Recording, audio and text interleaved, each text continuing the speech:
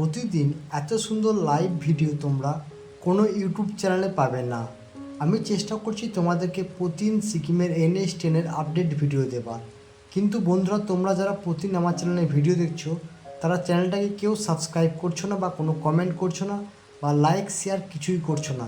তো এভাবে যদি দিনের পর দিন চলতে থাকে তাহলে কিন্তু আমরা আমাদের এজেন্টের কাছ থেকে ভিডিও নিয়ে আপলোড করার যে ইচ্ছাটা সেটা কিন্তু হারিয়ে ফেলবো। তোমাদের জন্য আমরা এজেন্টের কাছ থেকে ভিডিও নিয়ে প্রতিদিন আপডেট দেওয়ার চেষ্টা করি যে কতদূর কী রাস্তার কাজ হলো, কতদূর কী হলো।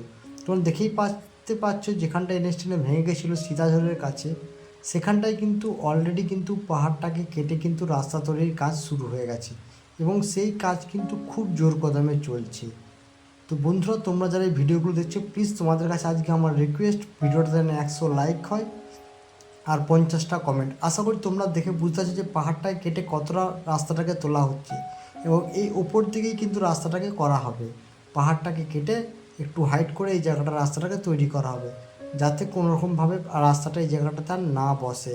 কারণ ওই জায়গাটা এখনও ঠিক করতে গেলে অনেক তোমার পাথর থেকে আরম্ভ করে অনেক কিছু নুড়ি কিন্তু নদীতে ফেলতে হবে, যেহেতু পাশেই তিস্তা নদী।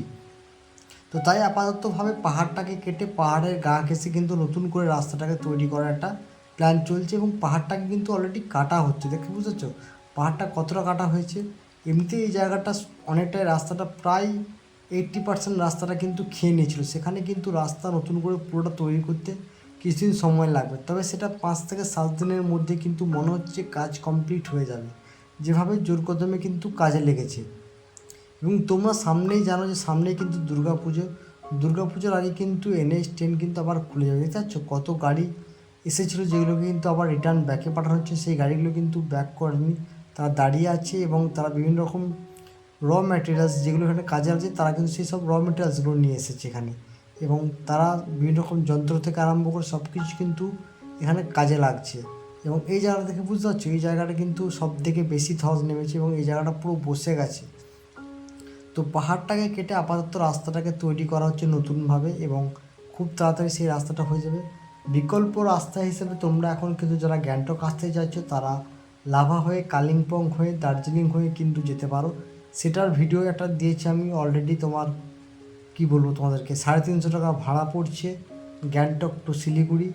তো তোমরা চাইলে সেই বাসে করেও কিন্তু আপাতত যেতে পারো। বিকল্প রাস্তা কিন্তু এখন আপাতত খোলা আছে।